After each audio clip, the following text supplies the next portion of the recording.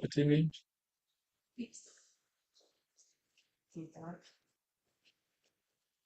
Yeah, I think that means that, yeah, like the, yeah, produce, they like populate even they populate like the reptiles and stuff, I heard. All comes from the Prajapatis.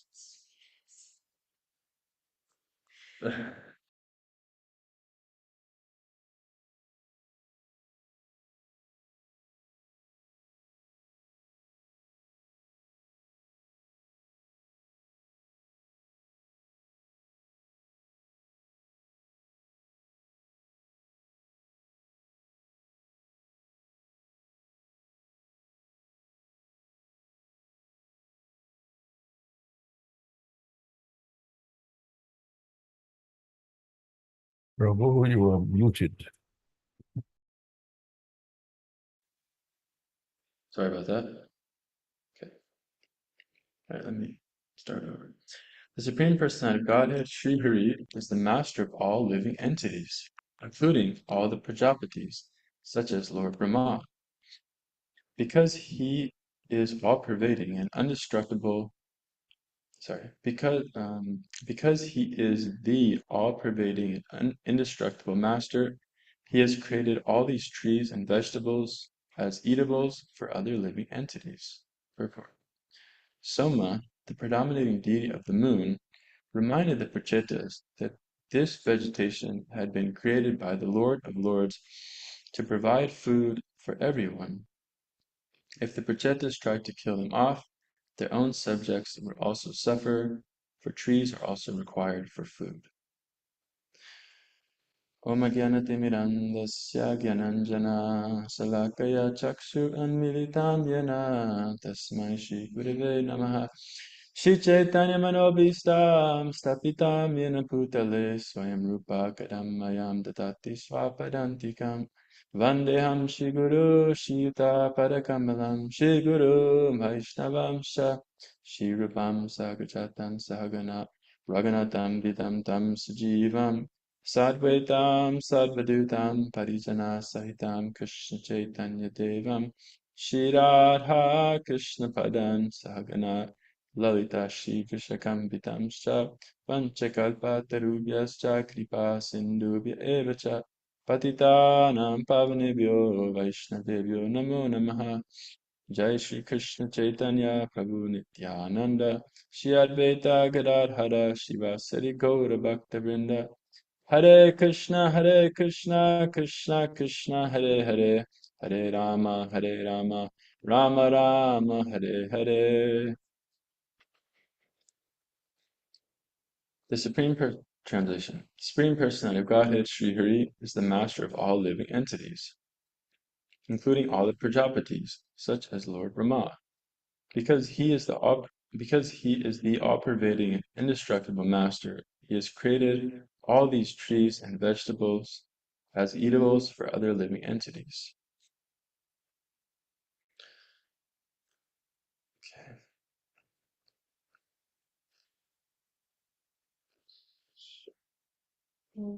That's a lot of people. All right, so welcome everyone to the class. Quite a few on Zoom. Okay. All right. So yeah, so it's saying here that Sri Hari is the master of all living entities, including all the Prajapatis. So it seems to make sense that there is one supreme living entity. Just like, if you look in the sky, you see some birds, they're flying in that V shape, and there's, one in the front. Um, or, yeah, there's like a head of family. Pretty much, there's always some type of head, some type of leader. Um, and so if we can see, yeah, that there's always someone greater. Um, like this one is Demerita Swami says, a good way to stay humble is just think about how any service that you're doing right now, however good you may think you're doing it, there's someone in ISKCON doing it better. Um, so yeah, there's always yeah, someone greater, someone greater, and that greatness, the buck stops, as you can say, at Supreme Personality of Godhead. Mm. Or just like I think it's in his second canto Bhagavatam, it's described how yeah, one can think how they have we have our father um, or mother, and then they have their father. So it keeps going back and back and back to ultimately reaches yeah, Krishna's supreme personality of Godhead. Ishvara Parama Krishna, Sachidananda Vigraha. Um, so yeah, Krishna is ultimately the source and the greatest of everything. Um, so in the 10th chapter of Bhagavad Gita, there's also like descriptions of him, of bodies of water, he is the ocean, of fish, he's the shark, um, of mountains, he is Meru, like that. So different of people, he's the monarch. So different ways how you can conceptualize the greatness of God and the position of God in that Ishvara Parama Krishna. So he's the supreme controller. So there's so many controllers. Um, yeah, so many controllers, but ultimately the supreme controller is Krishna. Um, so it's yeah, quite fascinating to think like that. Um, like yeah, if we think about someone with a lot of controlling power, that's very attractive. Someone has a lot of. Anyway, if anyone has any of the six opulences, it's very attractive. Like I remember my friend, he said he saw Paris Hilton, and he said it was just like such a surreal experience, just like such a famous person. But it's not just that. Oh, who's that lady there? Oh, that's Paris Hilton, and then he like imposed some greatness on her. It was like no, like there was something about her that was just there was some potency there. Um, but yeah, just on this, so we can just imagine, yeah, the greatness, the potency of Krishna, like so much more. Um, uh, yeah, so that's why in deity worship, it's recommended, you know, you take the mood of, you see the deities in the form of Lakshmi Narayan. So that's how you worship the form of the Lord to maintain the awe and reverence.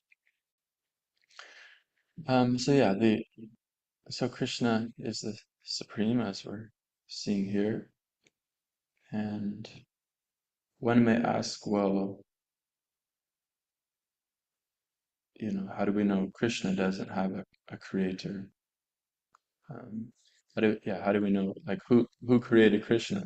You know, I think there's some logical fallacy in in that, like a circular argument, something like that.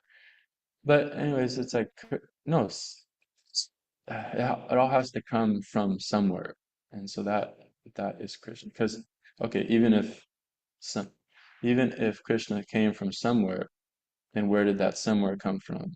So it could like you could keep going back, back, back, but ultimately that's why uh, Krishna's described as yeah the one without a second, or um, yeah the cause of all causes. There you go, he's the cause of sarva karana karna. From him everything is coming. Um,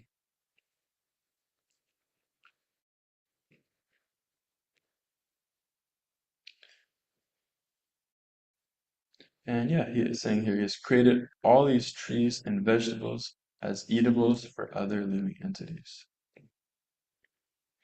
So, yeah, as this verse in the Ishopanishad, Om Purnamada Purnam Purna Purnamudachate Purnasya Purnamada Purnam Eva Vishyati, that, even though Krishna he completes, he is the perfect and complete, and although so many complete units emanate from him, still he remains complete balance.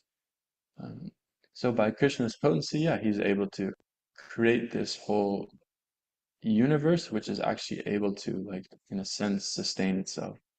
Um, so yeah, you know, the like in the garden, there's such a complex system of life going on under the surface in the soil.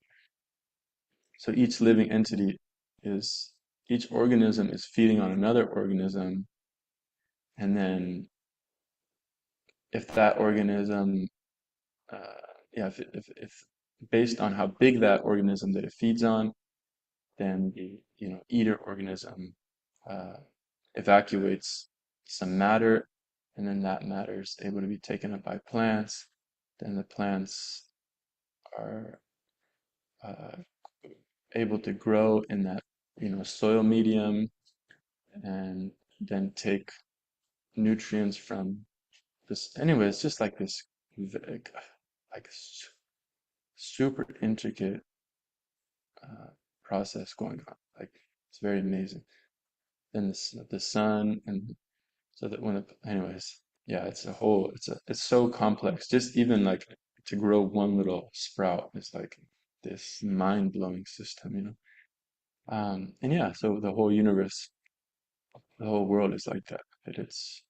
Uh, it's very complex and amazing. Like someone spends their whole life, the whole purpose of their life, like they get some PhD in, like,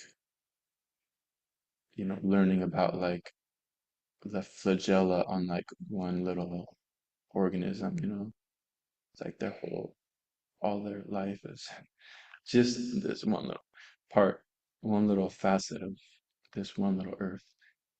So yeah, Krishna creates this whole system like this whole amazing system, and then, there's trees, and apparently from the purport we're seeing that trees, um,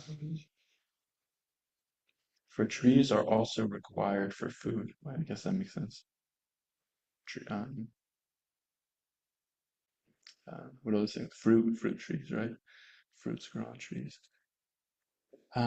Yeah, so Krishna makes this whole system like that.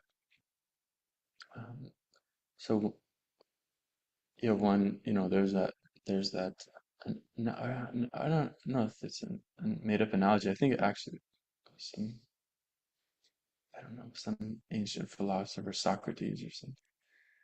But somebody made like a model of the earth, something. Made an intricate model of something, and then someone came in the room and they said, "Oh, how did that come about?" Like, wow, what a nice, you know, figurine model. And then the person said, "Oh yeah, it just came up. It just came up out of nothing." And then the person's like, "No, how could you say that? It just came out of nothing."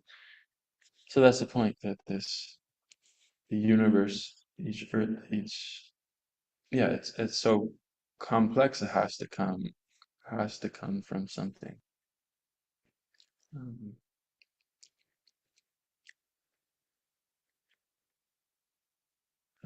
yeah, I remember one time I was distributing books, and stopped this guy on a skateboard, and he was like, somehow I just, like, felt inspired to say, this is about God. Or I asked him, like, do you believe in God? Wasn't one of my usual Sankirtan lines, but that day somehow. I said that. And he's like, God? Yeah, of course. He's like, just look at yeah, just look at the tree over there, like how complex it is and how the whole tree comes from one seed. So I always remember, such a, in a sense, a simple realization, but also very profound in a sense that, yeah, this, like, look at this creation that Krishna has made.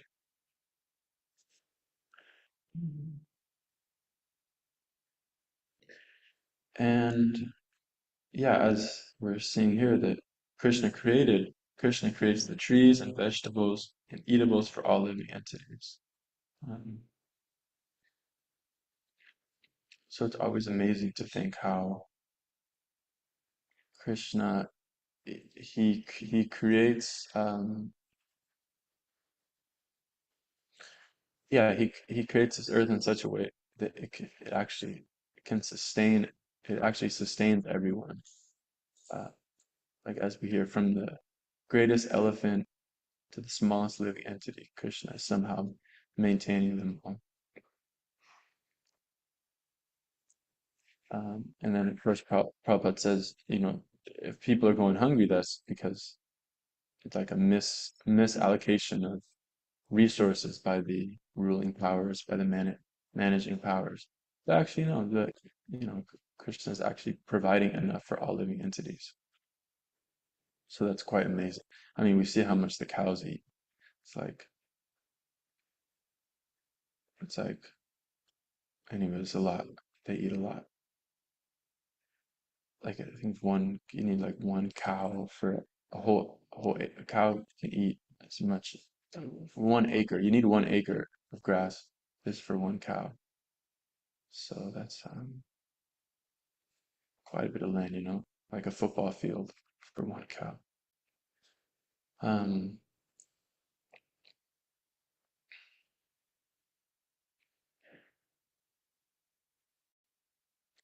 yeah, so Krishna is ultimately taking care of everyone in that way. And there's a story in Chaitanya Charitamrita that devotee, who was that devotee? Clapped on Srivas. Yeah, I think Srivas Thakur. He had so much faith in this potency of God to provide that when Lord Chaitanya visited him and was asking about his daily affairs, family affairs, he said, "Oh yeah, yeah, you know, we just fast, and then if the Lord provides, then the Lord provides. If He doesn't, then He doesn't." So he says, what is it like? He claps. I'm gonna butcher this story. Claps once. He claps once, and the Lord provides. Um, anyways, I can't remember the story, but he has so much faith in God that he just knew that Krishna was going to provide for him. And then ultimately said, and if Krishna doesn't provide for me, then me and my family will just go drown in the Ganges. Um, so like that, yeah, Krishna is ultimately providing for everyone, all living entities. Um,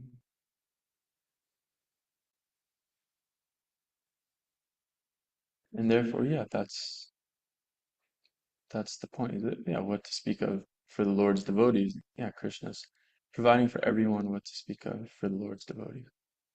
Like, and I remember I heard a podcast recently, and this devotee was saying how he started, how his spiritual master told him to start prasadam distribution, and he was thinking like, I'm like the worst person for that. Like I don't know how to cook. Don't like whatever. He was just stating all the disqualifications he had to all try to carry out this order by his spiritual master.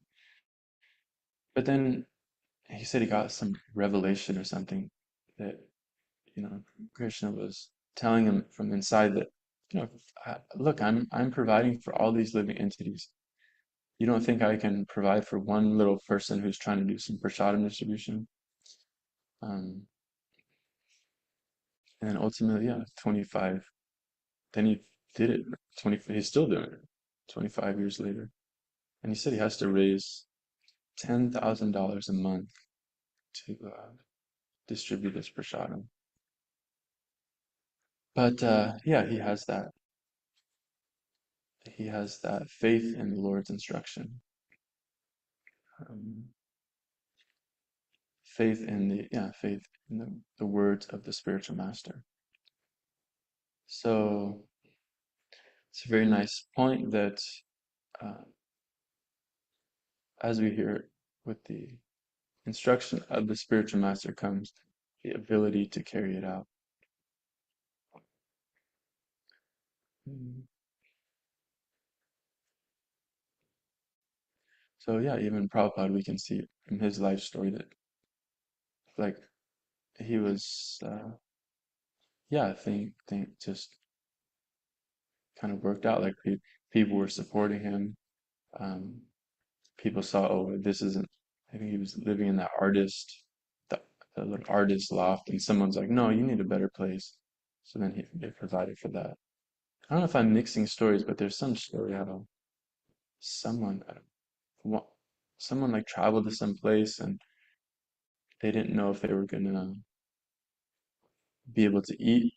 You know, they were some place didn't have much vegetarian options, and then some lady knocks on his door and he's like, "Oh, I live next door and happen to be a vegetarian. Can I help? Can I like get you some food?" Um, so yeah, it's a very scary. It's pretty much it's like yeah, it is a scary world out there, but the mission of the spiritual master keeps one um, keeps one spiritually uh, yeah, keeps one spiritually safe. And then one can know that okay, no matter what does happen, like as long as I'm trying to follow the order of spiritual master, then it's like birth or death doesn't matter.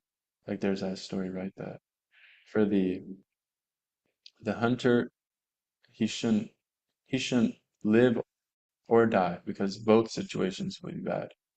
For the prince, he should keep living because now he's living in opulence, and if he dies, he'll have to live out the sins of from all those mis mischievous things that happen when you're a prince, I guess. Um, and but for the yogi, for the spiritualist, it's like, yeah, live or die. It's all good. It's all the same. And but that means, yeah, following the order, living by the order of the spiritual master. Then one has that protection. Like I was thinking about, um, anyway, somehow in the garden yesterday, we had kind of some little bit of gruesome katha came. So I just started thinking, yeah, like anyway, so I was thinking about it, and I started talking to other devotees about it, and then they started bringing up these stories about people getting killed and stuff. Um, so I remember one kind of like second generation devotee. He, wasn't practicing so seriously, but he would come to the temple for prasadam. But you could tell, he was also living his own life. And yeah, then I heard that he was at some like local concert, you know, concert venue. Not probably not distributing books or prasadam or doing hard enough. But yeah, just there to enjoy. And then yeah, just like got the wrong place at the wrong time and got shot shot and killed, unfortunately. Um, so I was just thinking, had that been done in the service of Krishna, then it's like it'd be a different story. I mean, yeah, better to go out like engaging in devotion service, engaging in the order of the spiritual master, than like die by just going to some concert to enjoy. Um, So yeah, that's actually the position of fearlessness is just this adherence to the mission of the spiritual master. And then it's like, okay, whatever happens, whether living, whether I die, of course you want to live because you want to carry out that order of your spiritual master. But um, like Prabhupada, wanted to just die on the battlefield. Um, so there's better to die in that situation. And then there's actually no fearfulness. Like we hear that this world is just it's fear every step, danger every step. Um, and that's true. Yeah, anything could happen. Like actually, I was at the dentist, and this uh, it was cool because I got this dental. She wasn't a dentist, a dentist assistant. I don't know, the nurse version of a dentist, whatever that is. So I've gotten her a few times, and we always have really interesting conversations. Like she told me, one of the worst things you can do for your teeth is to um, sip on an acidic drink for longer than 15 minutes. Because apparently, when you start drinking something, your teeth kind of like provide this coating, but the coating only lasts for so long. Um, and so if you're just like sipping some acidic drink for even 16 minutes, then that's 1 minute without that protective coating. Anyway, so I was very appreciative, and I got her this last time also. And I was telling her I live on a farm, and she's like, "Wow, wow, that's amazing! That's so cool." Um, and then somehow the conversation, it's kind of hard. Also, you're like, she's like sticking things in your mouth, but like trying to have a conversation at the same time.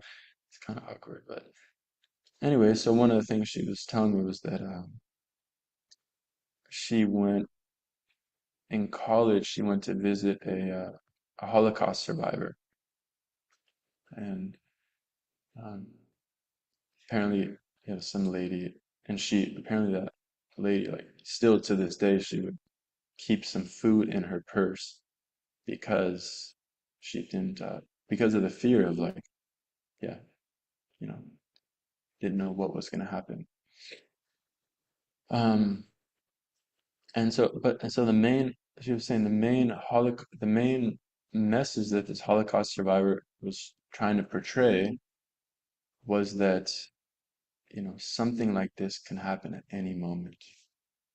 And I was just like, whoa, that's crazy. Um, so she was saying, yeah, right before that, they were just living their life. She was out in her backyard picking fruits from her garden, and then, like life was good, life was normal, and then all of a sudden, you know, just starts hearing screams from down the street, and people, yeah, getting their doors knocked in. So it's like, yeah, any moment, things can just turn like this. Um, so yeah, it's a very fearful world where we don't know what's going to happen.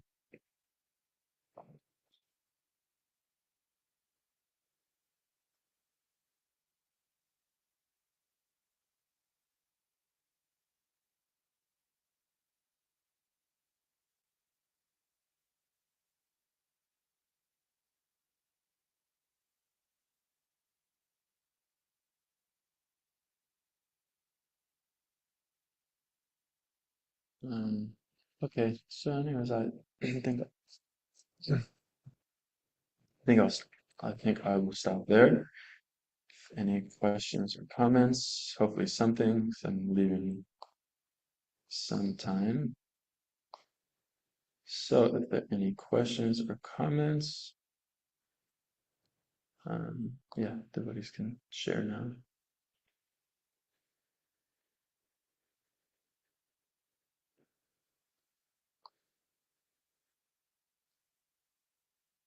Okay, Team Public, I found something from there.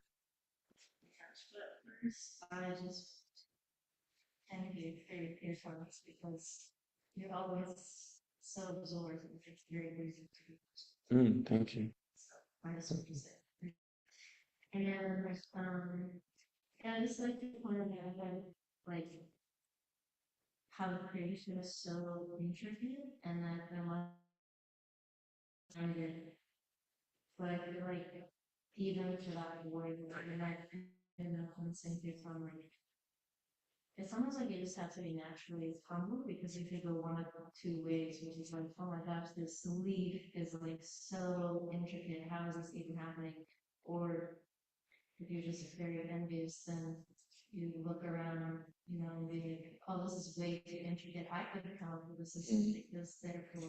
Mm.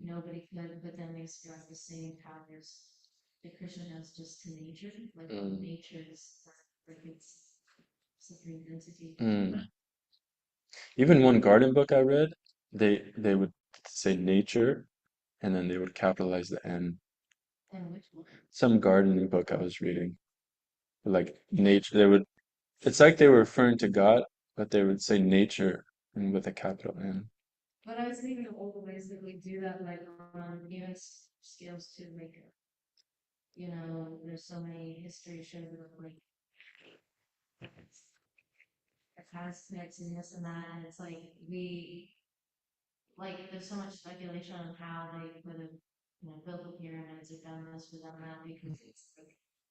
How do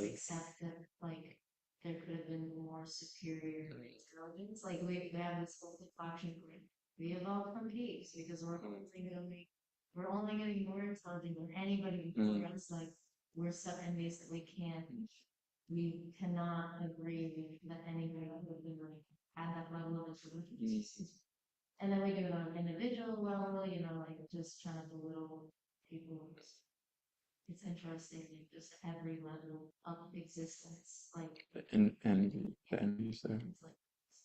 Interesting. So Dinapaka is saying how the yeah, like that example I gave, the person taking the intricacy of a tree to be evidence of the existence of God, and she was saying that that might be taken one of two ways. Someone could take the leaf and think that um, you know since I can't make this, then it must just be the workings of nature, like not a person.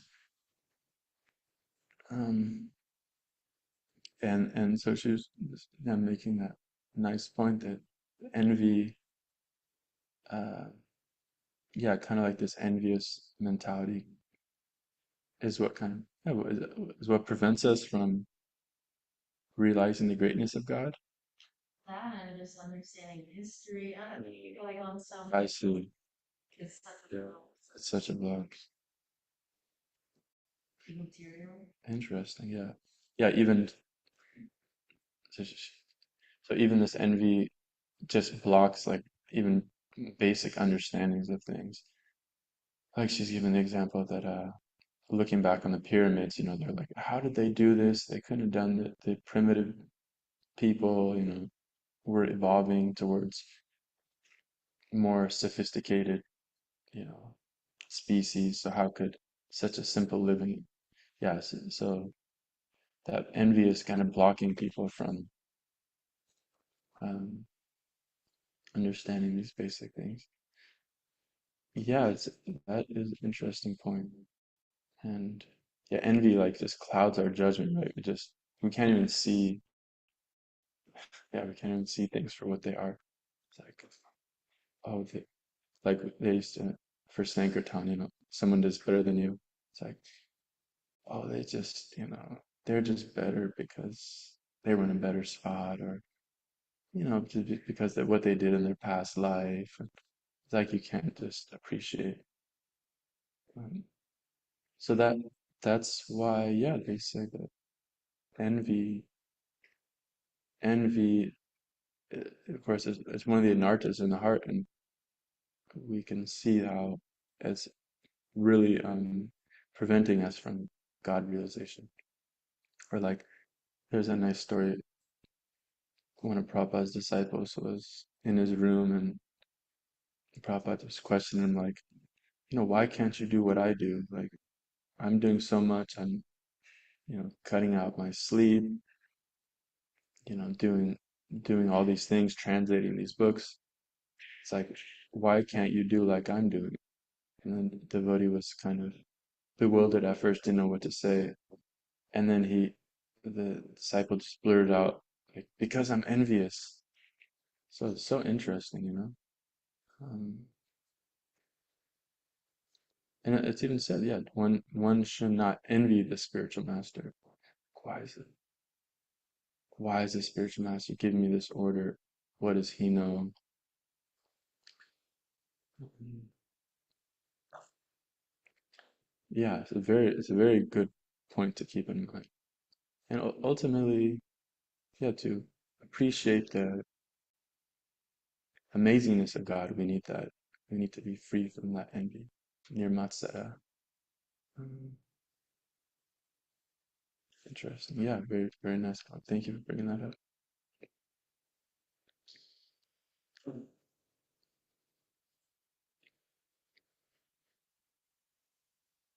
And one way to become free from envy, I just looked at yesterday Prabhu's picture and I remember the anecdote that he gives that I believe he got from I saw in this David read the song is, yeah, the cure for envy is to appreciate. So if you're feeling envious of someone, then you just somehow or other, just find a way to just squeak out like some words of appreciation. Nice ear dot, Virgo. It's like as hard as it may be. Nice deity dressing. And you just run away and go and collapse or something. Okay, any other points online? Or Dina Palika has anything else?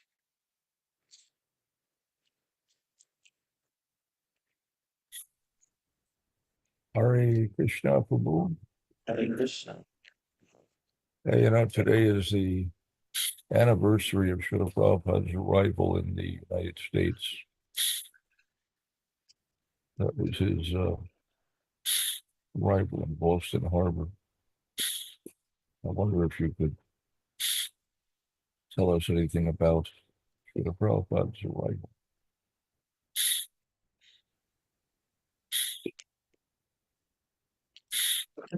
Um, yeah, Prabhupada's arrival. Mm, Um, yeah, I guess going on with the theme of some of the empowerment that's there from Krishna and the spiritual master. Uh, so we hear that when Prabhupada was coming, he was like, yeah, got very sick and had a heart attack, and then he was so sick that, you know, he, like pretty much if he would have had another heart attack, he felt like he would have just left his body. Um, like he wouldn't have been able to handle it. And and then the captain of the ship said, wow, that was the smoothest ride we'd ever experienced. Like, can you please maybe consider coming back with us so we can have a smooth ride again? Um, so like that, Prabhupada was, yeah, you could see, and there's that nice painting of like, or no, yeah, that's right. Prabhupada had the realization or the vision that like the demigods and Krishna were like personally taking control of the ship. Actually, one time I heard some Sankirtan devotee, very exalted Sankirtan, traveling Sankirtan devotee, he had a dream one time that the demigods were coming and washing the Sankirtan. Anyway, side point. Um, but yeah, so uh, Prabhupada like that got the empowerment, and Krishna kind of created the scene for him to engage in such a powerful feat.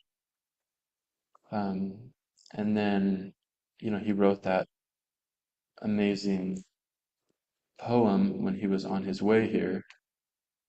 Uh, and, when he was just coming into the harbor, and he was saying like, "Oh, Krishna, I just see so much passion, ignorance here. And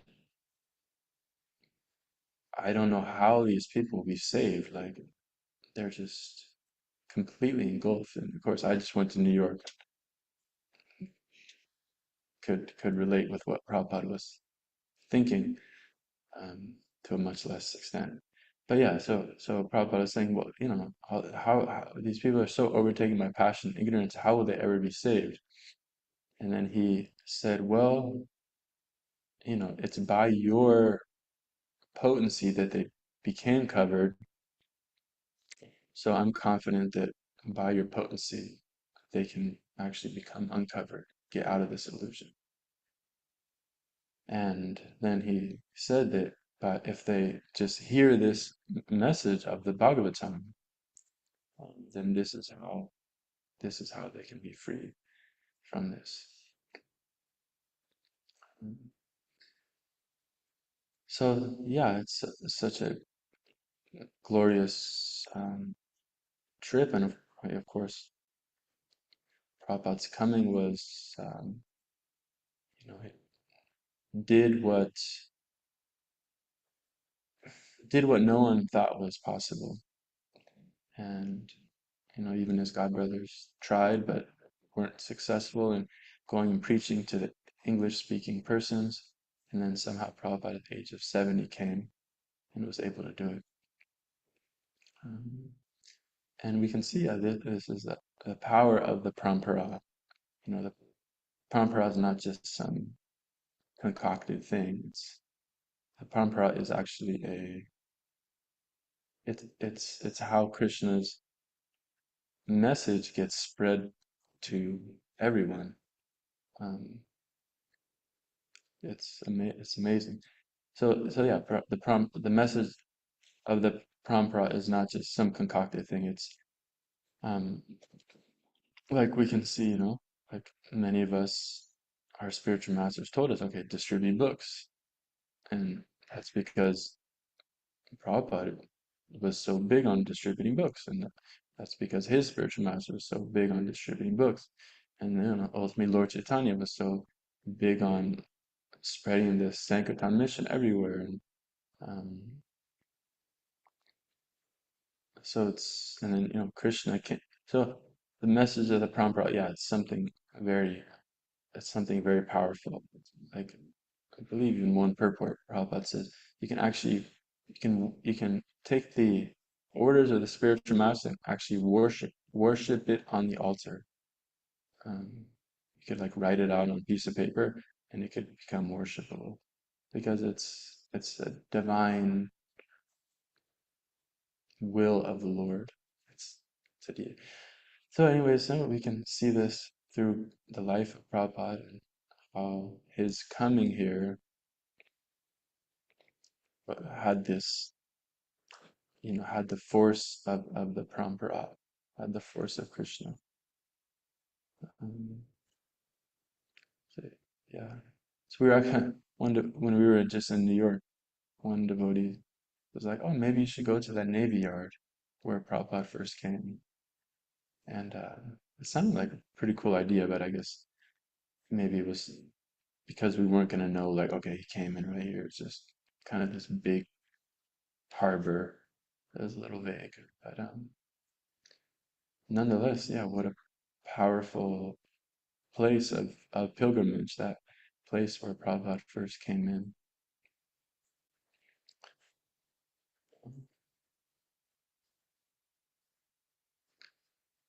Okay, so Prabhupada's appearance, yeah. So that's all I have for you if you want to say something about it, or if anyone wants to say anything about anything. There's a little bit of time. If you like, I could read the poem that Srila Prabhupada wrote in Boston Harbor. Yes, Markane Bhagavat Dharma, he entitled that poem. He wrote, "My dear Lord Krishna, you are so kind upon this useless soul, but I do not know why you have brought me here. Now you can do whatever you like with me. But I guess you have some business here. Otherwise, why would you bring me to this terrible place? Most of the population here is covered by the material modes of ignorance and passion. Absorbed in material life, they think themselves very happy and satisfied, and therefore they have no taste for the transcendental message of Vasudeva. I do not know how they will be able to understand it, but I know your causeless mercy can make everything possible because you are the most expert mystic. How will they understand the mellows of devotional service? Oh Lord, I am simply praying for your mercy so that I will be able to convince them about your message. All living entities have come under the control of the illusory energy by your will, and therefore, if you like, by your will, they can also be released from the clutches of illusion. I wish that you may deliver them. Therefore, if you so desire their deliverance, then only will they be able to understand your message. The words of Srimad Bhagavatam are your incarnation, and if a sober person repeatedly receives it with submissive oral reception, then he will be able to understand your message. And then he quotes Srimad Bhagavatam, first canto, second chapter, texts 17 through 21. Sri Krishna, the personality of Godhead, who is the Paramatma in everyone's heart, and the benefactor of the truthful devotee, cleanses desire for material enjoyment from the heart of the devotee who has developed the urge to hear his messages, which are in themselves virtuous when properly heard and chanted. By regular attendance in classes on the Bhagavatam and by rendering of service to the pure devotee, all that is troublesome to the heart is almost completely destroyed, and loving service unto the personality of Godhead, who is praised with transcendental songs, is established as an irrevocable fact. As soon as irrevocable loving service is established in the heart, the effects of nature's modes of passion and ignorance, such as lust, desire, and hankering, disappear from the heart. Then the devotee is established in goodness, and he becomes completely happy. Thus established in the mode of unalloyed goodness, the man whose mind has been enlivened by contact with devotional service to the Lord gains positive scientific knowledge of the personality of Godhead in the stage of liberation from all material association. Thus, the knot in the heart is pierced, and all misgivings are cut to pieces. The chain of fruitive actions is terminated when one sees the self as master. Then Srila Prabhupada goes on to write, he will become liberated from the influence of the modes of ignorance and passion, and thus all inauspicious things accumulated in the court of the heart will disappear. How will I make them understand this message of Krishna consciousness?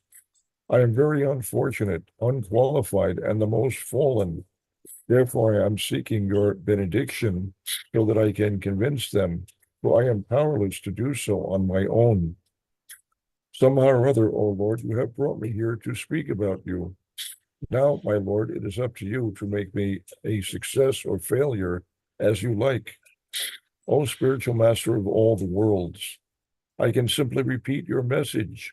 So if you like, you can make my power of speaking suitable for their understanding. Only by your causeless mercy will my words become pure.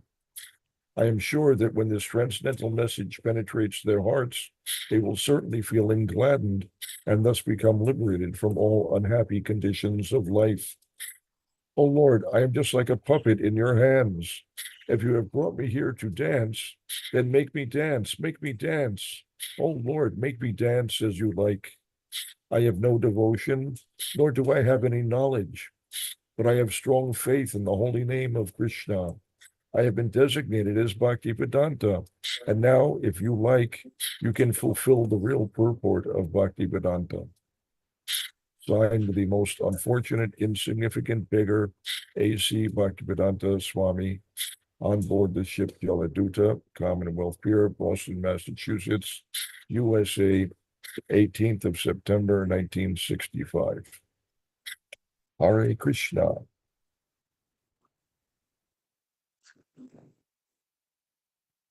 Hare Krishna, thank you. Yeah, amazing. Amazing the power of Parampara. And Agnidev Prabhu has a very nice rendition of that song, if anyone.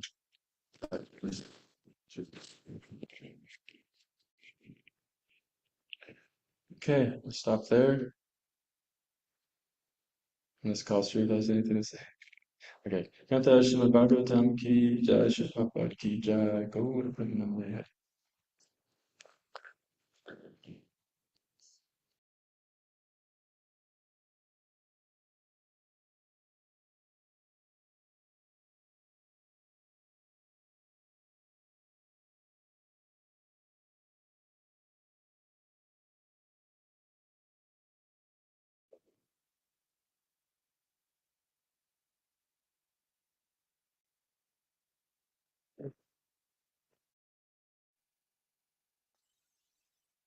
Mm.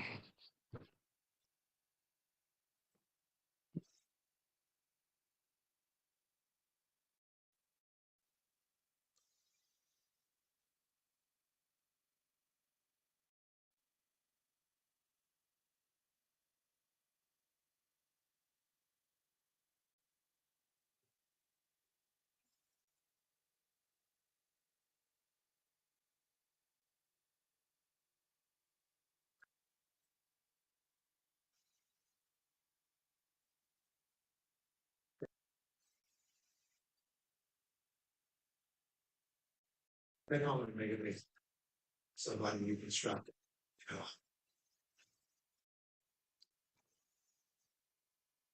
lectures where program was teach the age as much as they could. Mm. No, maybe you can make it fun. But I probably love the program where he was going to be, they're gonna pick pictures.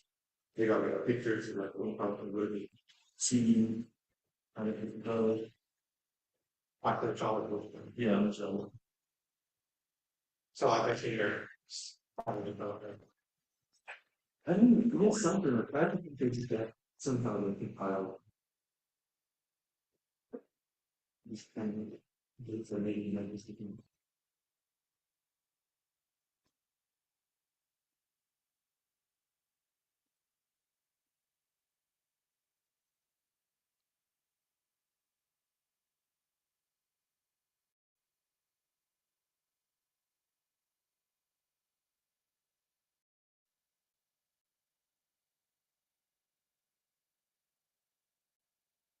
Krishna Damodar ki jai.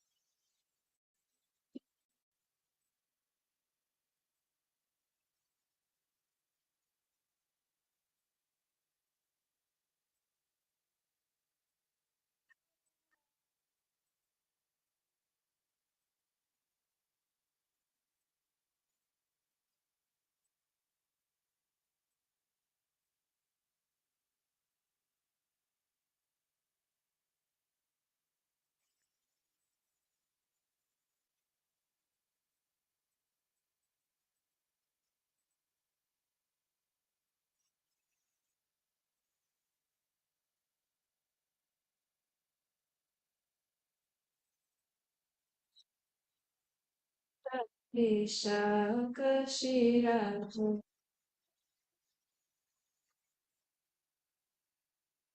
Snagorati Lalita Gorasunda Lita Gorasunda Gorami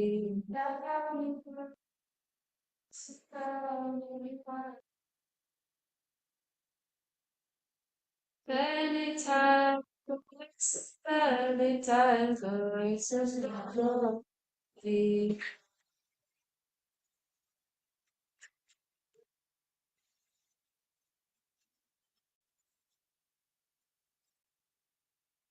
Jaya Prabhupada, Prabhupada, Prabhupada, Jaya Jaya Prabhupada, Jaya Prabhupada,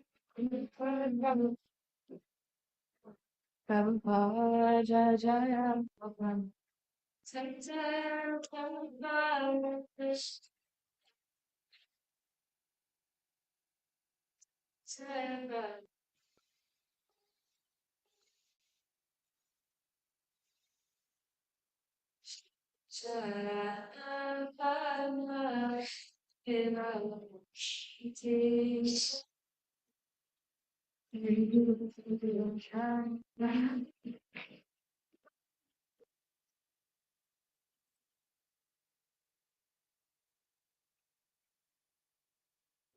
Charana Karma Kevala Bhakti Dana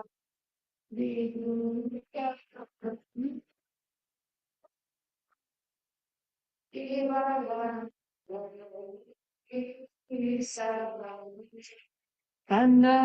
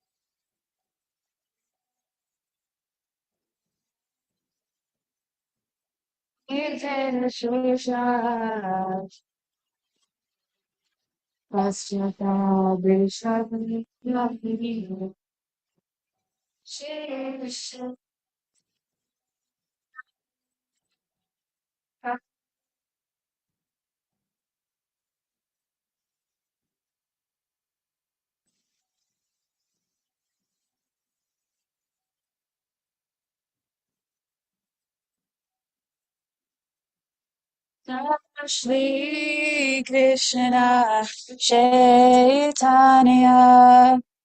Prabhu Nityananda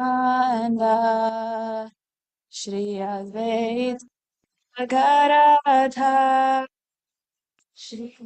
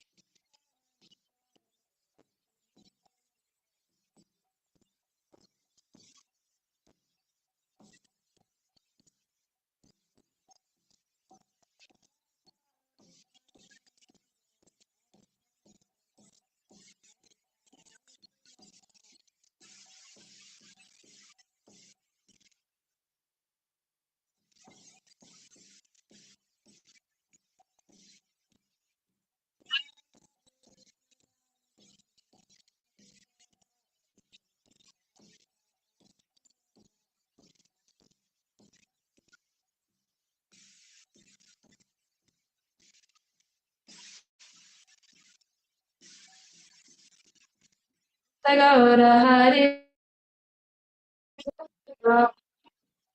Hari Swami Tagora Hari.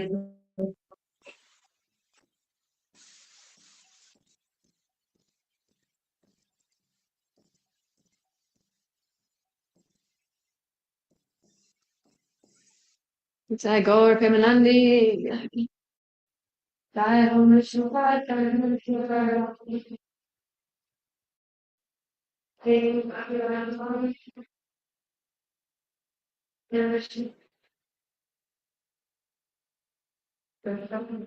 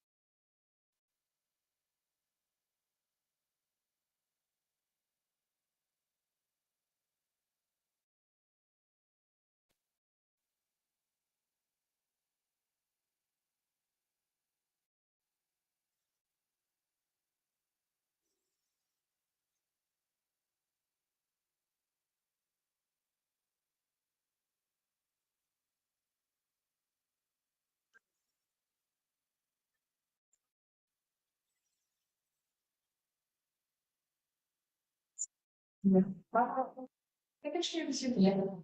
Trendy. Some like the festivals that look like the song that all the different body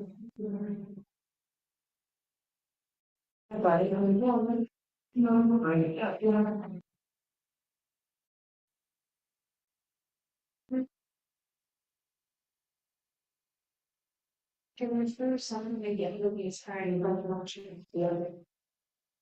It's like when I like it. Okay, so it's similar.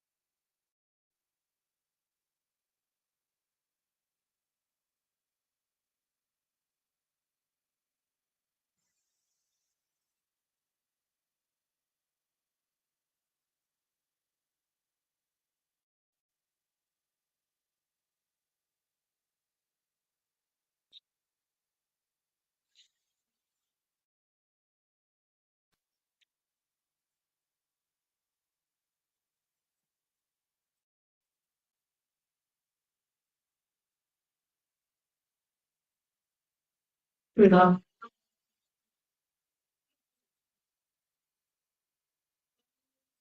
Uh, Krishna Krishna Hare Hare Rama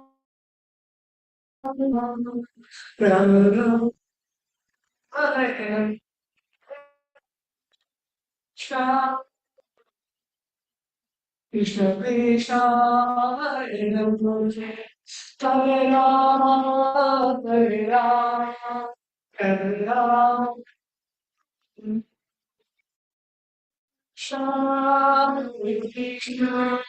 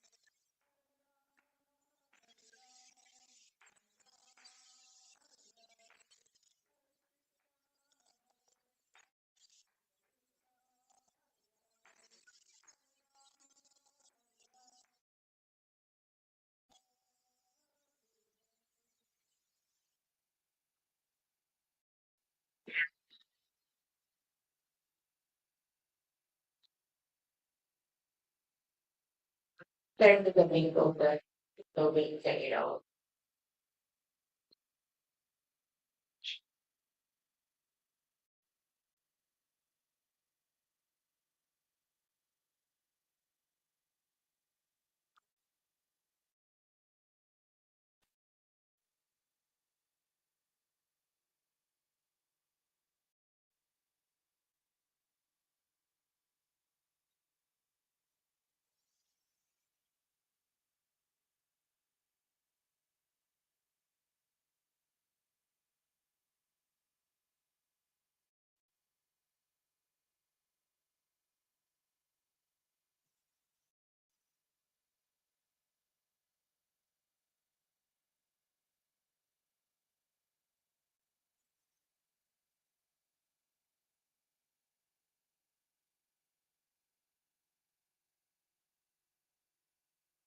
Yep, okay, very good. Checking them. You want to try it out with everything?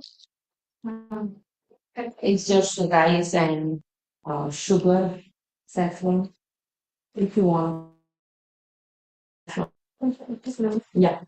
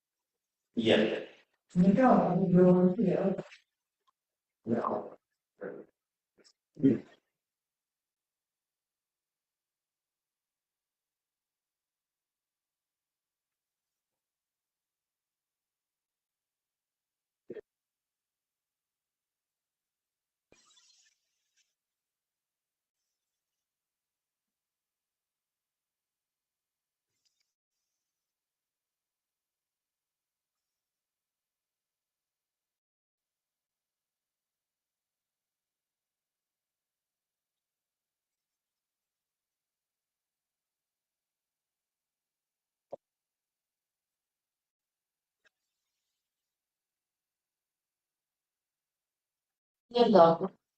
You need help? You need help? Io ho papel nel box. Poi how reason.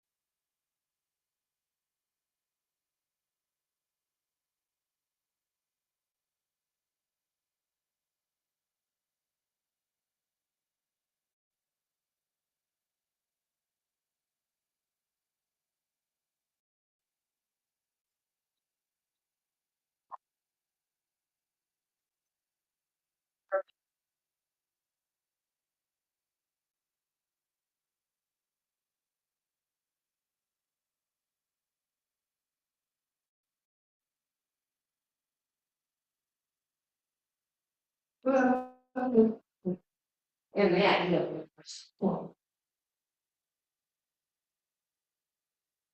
Vabbè, io devo